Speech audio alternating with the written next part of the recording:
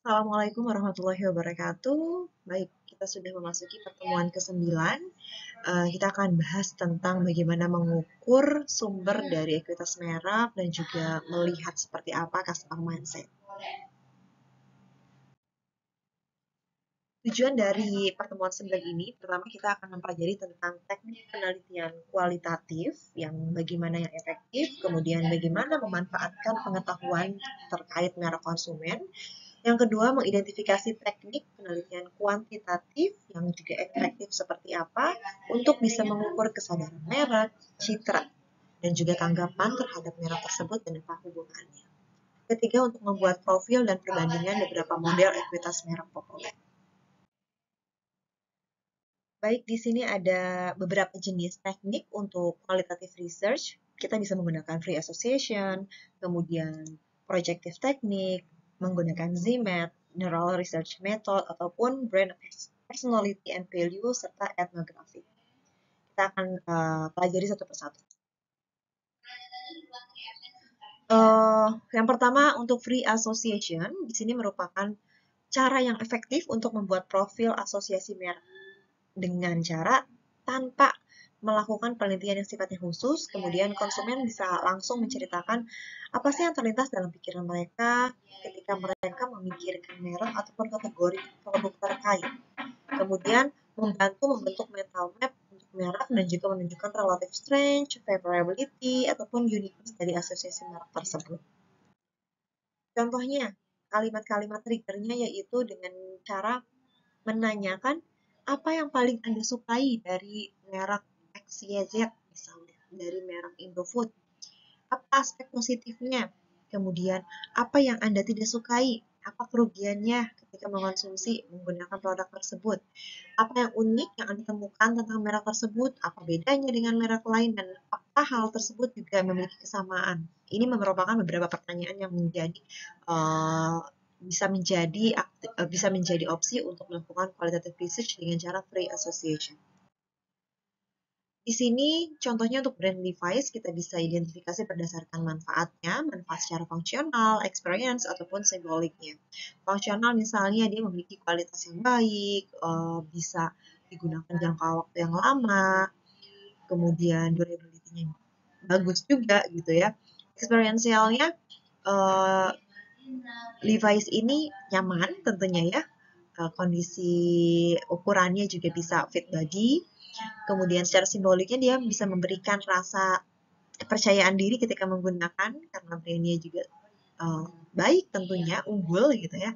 Dan juga ada beberapa atribut lainnya terkait produk related, user imagery, usage imagery, ataupun brand personality-nya.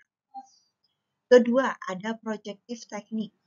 Alat diagnostik ini untuk mengungkap pendapat dan juga perasaan konsumen yang sebenarnya ketika mereka tidak mau atau tidak bisa mengekspresikan diri. Kemudian menghadirkan konsumen dengan rangsangan yang sifatnya ambigu dan juga meminta mereka untuk memahaminya. Nah, konsumen di sini mungkin akan merasa bahwa secara sosial tidak dapat diterima untuk mengungkapkan perasaan mereka yang sebenarnya.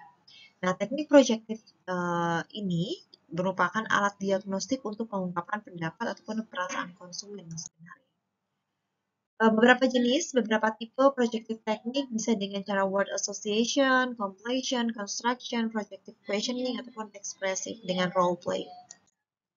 Word association contohnya di sini adalah responden disajikan dengan beberapa daftar kata.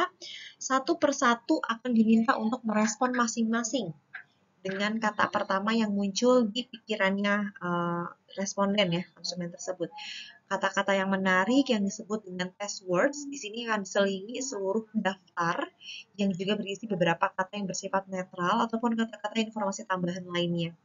Nah, hasil tanggapan ini akan dianalisis dengan menghitung frekuensi pemberian kata ataupun responnya, kemudian jumlah waktu yang berlalu sebelum memberikan tanggapan respon, apakah mikirnya lama atau gercep gitu ya, langsung tahu apa yang ada di pikirannya saat itu. Kemudian jumlah responden yang tidak menanggapi sama sekali terhadap test words dalam jangka waktu yang wajar. Jadi mungkin ada yang skip, nggak ngejawab sama sekali, nah itu berapa banyak, itu juga bisa kita hitung. Word association ini contohnya, misalnya kita akan menilai deterjen ya, deterjen cuci baju misalnya. Stimulusnya dengan cara berapa kali Anda melakukan cuci baju gitu ya. Apakah mencari yang segar, mencari yang bertekstur, mempertimbangkan apa namanya busanya gitu. Nanti responden contohnya Ibu M, Ibu C, dia akan menjawab, wah kalau saya setiap hari, kalau saya mencuci hanya ketika membutuhkan untuk disetrika, saya akan memperhatikan sesuatu yang lembut, dia yang apa namanya bisa menghilangkan noda gitu ya. Kemudian ada orang yang membeli brand deterjen itu berdasarkan rekomendasi dari tetangganya atau sesuai yang dibelikan oleh uh, suaminya kah atau oleh pembantunya kah misalnya. Jadi ini hanya menggunakan kata-kata trigger saja stimulus untuk membantu responden menjawab. Completion ini berarti melengkapi gap atau paragraf rumpang gitu ya dalam menyelesaikan sebuah kalimat. Responden di sini akan diberikan kalimat yang tidak lengkap dan diminta untuk menyelesaikannya. Umumnya di sini mereka akan diminta untuk menggunakan kata-kata atau frasa pertama yang muncul di pikiran. Jadi apa sih yang ada di mindset top of mind-nya gitu ya. Seseorang akan berbelanja di H&M. Seseorang yang berbelanja di H&M adalah kalau menurut saya sih orang yang di H&M itu biasanya anak muda yang gaul gitu ya, atau mereka yang memiliki penghasilan middle up. Lacoste biasanya paling disukai oleh orang-orang yang trendy, orang-orang yang menyukai apa namanya kualitas yang durability-nya panjang. Ketika saya berpikir untuk berbelanja di sebuah department store, saya akan bawa troli misalnya, atau saya akan mengajak orang tua dan keluarga saya. Jadi silahkan menjawab apapun itu sesuai apa sih yang ada di benak konsumen atau responden tersebut. Dalam penyelesaian kasus soal cerita, responden biasanya akan diberi bagian dari sebuah cerita. Ini cukup dengan cara mengarahkan perhatian ke topik tertentu, tidak memberi petunjuk pada akhir ceritanya seperti apa. Mereka akan dituntut untuk memberikan kesimpulan dengan kata-katanya sendiri. Di sini misalnya, Maria berdiri di depan counter di supermarket dengan memegang satu bungkus susu kemasan. Dia bingung dengan beragam pilihan. Kemudian temannya muncul. Temannya memberi sebungkus susu juga yang ada di tangannya. Maria meminta saran pada temannya. Temannya menunjukkan kepadanya sebungkus susu dengan omega 3. Tetapi Maria tidak tahu apa itu omega 3. Teman-temannya merekomendasikan dia untuk membeli dan mencari tahu seperti apa manfaat omega 3 misalnya, sehingga dia bisa mengambil keputusan apakah membeli brand yang sudah dia rencanakan atau mengikuti saran dari teman-temannya tadi. Ketiga, dengan cara construction. Di sini memberikan respon berupa gambar. Para responden biasanya akan diminta untuk mendeskripsikan serangkaian gambar peristiwa yang sifatnya biasa ataupun tidak biasa, kemudian menginterpretasikan gambar tersebut dalam bentuk indikasi kepribadian individunya. Contohnya di kartun test, di sini ada karakter kartun yang ditampilkan dalam situasi tertentu yang terkait dengan masalah tersebut. Para responden nantinya akan diminta untuk menunjukkan apa yang mungkin dikatakan oleh satu karakter kartun dalam menanggapi komentar-komentar dari karakter lain. Nah, kartun test lebih mudah dilakukan dan dianalisis daripada teknik respon gambar. Contohnya di sini kartun test itu ketika melihat gambar seperti ini, gambar department store H&M misalnya, kemudian ada pembeli gitu ya, ada konsumen, pasang laki-laki dan perempuan, misalnya kalau kita lihat gedung ini gitu ya, brand atau outlet H&M, kira-kira kita akan ngambil barang apa aja ya gitu. Kalau kata si perempuan, saya akan ngambil maybe some stuff like clothes maybe or bags maybe. Jadi ya setiap orang mungkin akan berbeda ya, depends on the person. Apa kebutuhan mereka? Mungkin mereka nyarinya diskon, nyarinya sepatu, nyarinya tas gitu, aksesoris bahkan gitu. Projective questioning. Di sini responden akan disajikan dengan situasi verbal ataupun visual dan juga responden akan diminta untuk mengaitkan kepercayaan dan sikap orang ketiganya daripada secara langsung mengekspresikan keyakinan dan sikap pribadi. Nah, orang ketiga ini bisa jadi teman, tetangga, kolega, ataupun orang biasa. Kemudian ada Zeltman Metaphor Elicitation Technique. Ini akan mengungkapkan pikiran dan perasaan tersembunyi yang bisa diungkapkan menggunakan kalimat metafora. Zimet di sini akan menimbulkan konstruk yang saling berhubungan, juga mempengaruhi pemikiran dan perilaku. Membangun sebuah abstraksi untuk menangkap ide ataupun tema umum yang diungkapkan. Metafora di sini mendefinisikan satu hal dalam hal lain yang dapat digunakan. Oke, selanjutnya untuk Zimet di sini ada beberapa cara, bisa dengan cara storytelling, yaitu menjelajahi metafora visual individu dengan bentuk penjelasan, cerita gitu ya. Kedua, expand the frame, memperluas makna metafora dalam bentuk gambar. Sensori metafor di sini memunculkan metafora tentang topik penelitian dari yang masing-masing modalitas sensorik miliki. Fainet di sini menggunakan mata pikiran untuk membuat cerita pendek tentang topik penelitian. Atau digital image dengan mengintegrasikan gambar untuk membuat ringkasan dari topik penelitian. Ada juga neural research method atau neuromarketing. Di sini akan mempelajari tentang bagaimana otak akan memberikan respon rangsangan terhadap pemasaran, termasuk juga merek. Penelitian di sini menunjukkan bahwa keputusan pembelian konsumen adalah proses kebiasaan yang tidak disadari. Di sini aktivitas neuroscience itu sebetulnya dipengaruhi oleh beberapa juga ya, kebiasaan misalnya gitu ya, proses recall. Jadi memang seringkali kebiasaan tersebut ini tidak disadari karena sudah menjadi sesuatu yang berulang. Neural research method di sini bisa menggunakan teknologi EEG atau electroencephalograph untuk memantau aktivitas otak dan juga mengukur respon konsumen terhadap pemasaran yang bisa menjadi lebih baik gitu ya. Pemasar di sini akan mencoba untuk bergerak menuju gambaran yang lebih lengkap tentang apa yang terjadi di dalam kepala konsumen. Jadi menggunakan alat di kepalanya, kemudian nanti talent tersebut, responden tersebut gitu ya, misalnya dia diminta untuk melihat iklan yang ada gitu. Aktivitas material di sini melalui eye tracking camera gitu ya, akan dilihat kameranya, kemudian sensor juga terhadap material dari iklan TV misalnya. Nah, nanti otak di kepala kita itu ini akan dibaca oleh sistem ya, oleh EEG ini, teknologi EEG ini, sejauh mana saraf-saraf di otak kepala kita akan bekerja gitu ketika melihat iklan tersebut. Responnya apa sih? Apakah ngebayangin, mengimajinasikan pengen beli, butuh atau mikir itu kenapa seperti itu ya produknya?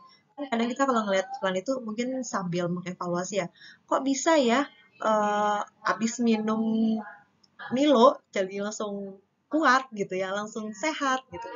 Kan biasanya iklan itu ada hal yang didramatisasi sebetulnya ya. Gitu. Mungkin seperti apa responnya? Apakah ketika melihat iklan sirup marjan jadi beneran tertarik dan pengen gitu ya? Atau apa responnya? Jadi ini menggunakan bantuan alat elektronik, teknologi gitu ya. Kelima, brand personality dan juga value. Brand personality di sini adalah karakteristik atau sifat manusia yang dapat dikaitkan konsumen dengan satu merek. Jika merek itu menjadi hidup sebagai pribadi, seperti apa nanti rasanya? Dan apakah yang akan dilakukan? Di mana brand tersebut gitu, kalau sebagai orang, di mana dia akan tinggal gitu, dalam arti di mana sih tempatnya gitu, di toko yang seperti apa gitu. Apa yang akan dipakai, kepada siapa dia nantinya akan berbicara, dalam arti menyampaikan informasi produknya gitu kan. Brand personality dan juga value. Di sini ada skala kepribadian The Big Five yang akan digunakan untuk mengukur brand personality. Pertama, sincerity. Misalnya brand yang ditunjukkan personality-nya adalah brand yang down to earth, yang cheerful gitu. Jadi dari segi produknya, penggunaan warna, kalau parfum gitu ya, parfum kan juga ada brand parfum atau ada produk yang memang didesain ini tuh memang produknya cocoknya untuk karakter orang-orang yang cheerful gitu. Excitement, produk yang diberikan nilai bahwa dia itu menunjukkan karakter yang berani, bersemangat, imajinatif, up to date gitu ya. Competence, dia andal, cerdas, sukses misalnya. Sophistication, dia yang upper class, charming gitu. Ruggedness, dia yang suka di aktivitas di luar, dia yang tangguh gitu. Nah, brand personality scale measures di sini ada berdasarkan beberapa dimensi lainnya gitu ya. Tadi sincerity ada beberapa, excitement juga ada beberapa.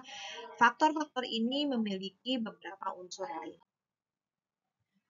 Berikutnya tentang ethnographic and experiential method di sini menggunakan teknik description yang lebih mendalam ya, dengan memanfaatkan lebih langsung perilaku konsumen di rumah, pekerjaan, ataupun aktivitas berbelanja yang sebenarnya.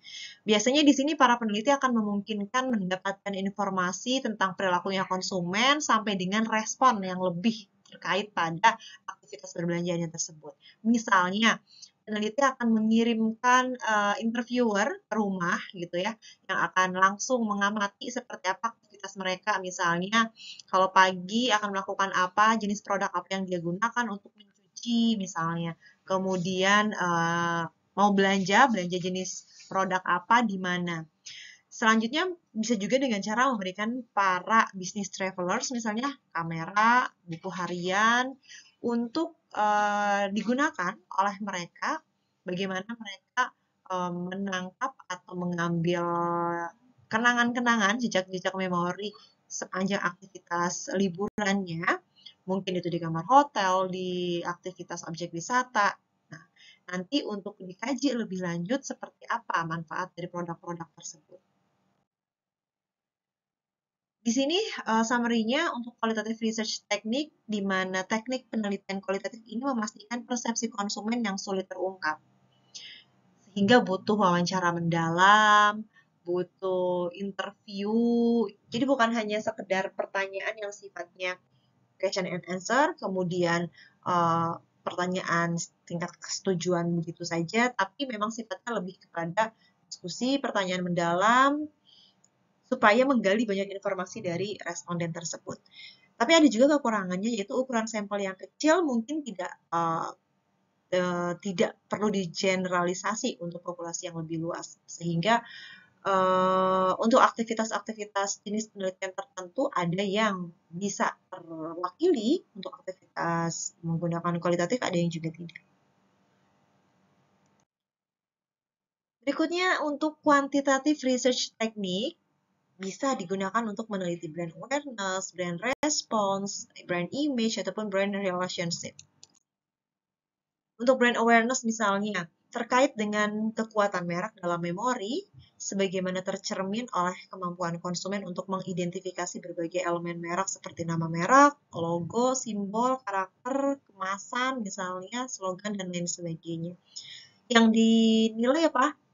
Yaitu bagaimana konsumen apakah sudah mengenali pada logo simbol ini misalnya, recall, apakah masih mampu mengingat kemarin saya makan siang apa ya? Misalnya mie, minumnya minum apa ya gitu. Correction for guessing untuk menilai atau menebak ya, kira-kira ini produk apa gitu. Strategic implication, nah, dimana untuk menghasilkan wawasan tentang bagaimana pengetahuan mereka susun dalam bentuk memori.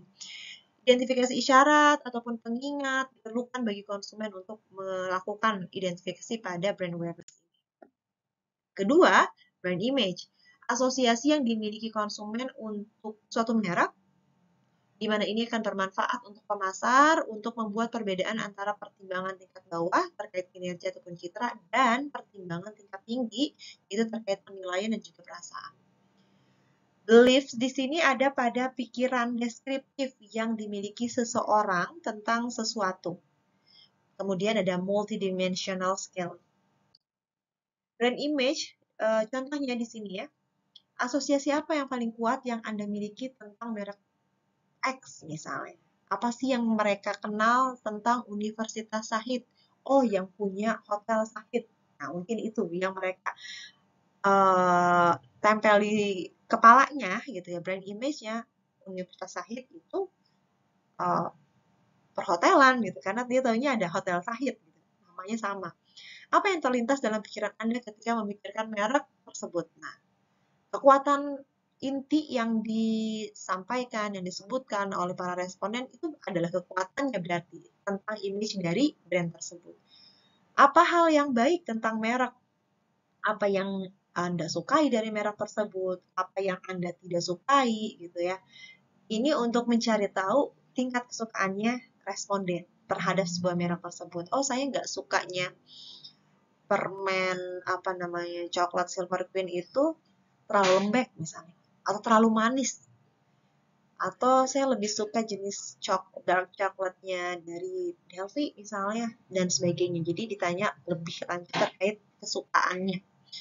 Kemudian, apa yang unik tentang merek? Karakteristik ataupun fitur apa yang dibagikan pada merek tersebut. Ini terkait kita akan mencari tahu tentang uniqueness-nya. Brand respond di sini tentang purchase intention misalnya, memprediksi pembelian aktual ketika ada korespondensi antar dua faktor terkait action, membeli untuk menggunakan produk ataupun merek sendiri, menargetkan jenis produk, menilai jenis toko yang berdasarkan harga ataupun kondisi, serta waktunya, berapa frekuensi pembeliannya gitu ya. Likelihood to recommend di sini adalah seberapa besar kemungkinan Anda merekomendasikan produk kepada orang lain. Brand relationship berisi tentang topik behavioral loyalty, attitudinal attachment, sense of community, active engagement, dan juga Varnier brands. Selanjutnya untuk behavioral loyalty, ini adalah tahapan untuk mengetahui merek yang dapat dilaporkan dan juga loyalitas perilaku konsumennya. Sehingga di sini pemasar dapat menanyakan kepada konsumen tentang sejarah pembelian mereka di masa lalu. Kita melakukan recall gitu ya. Kemarin belinya kapan, di mana, berapa banyak. Membuat langkah-langkah menjadi lebih open-ended, kemudian memaksa konsumen untuk memilih satu dari dua merek supaya mereka bisa mengetahui jawaban preferensi konsumen dalam dua opsi merek ini mana sih yang lebih mereka sukai gitu. Tawarkan beberapa jenis pilihan pada skala penilaian. Open-ended question ini adalah pertanyaan untuk mendapatkan jawaban yang lebih luas, di mana jenis pertanyaan ini cocok untuk ditanyakan pada sesi user interview dengan yang bertemu secara langsung dengan partisipan, dan juga cocok untuk mendapatkan jawaban di luar dari perkiraan interviewernya. Ini contoh-contoh ya, beberapa pertanyaan untuk menggali behavioral loyalty. Kemudian ada attitudinal attachment dapat didefinisikan sebagai hal konstruksi yang mendasar terkait brand self-connection. Sejauh mana Anda merasa terhubung, terkoneksi secara pribadi dengan merek ini misalnya. Brand prominence di mana menanyakan tentang sejauh mana pikiran dan perasaan Anda terhadap merek ini sering muncul di pikiran Anda sendiri misalnya. Ini ada 11 dimensi untuk brand of love, passion, duration, self-congruity, dreams, memories, pleasure, attraction, uniqueness, beauty, and declaration of event. Ada sense of community, terkait social currency, active engagement, Varniers brand relationship research. Di sini ada 6 ya, aspek utama: interdependence, self-concept connection, commitment, love or passion, intimacy, dan juga partner quality. Summary untuk aktivitas quantitative research ini, untuk brand awareness bisa dilakukan secara langsung ataupun tidak langsung untuk mengukur dari brand recognition. Hal yang menjadi tambahan yang dapat diukur dengan cara brand recall. Brand image di sini bisa dilakukan dengan aktivitas open-ended question ataupun open-ended scale measure of specific brand attribute, dan juga overall judgment and feelings, serta overall relationship measure.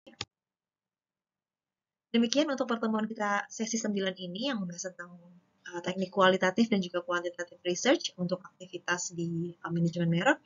Kita bertemu dan lanjutkan lagi di sesi berikutnya, dan saya tutup. Wassalamualaikum warahmatullahi wabarakatuh.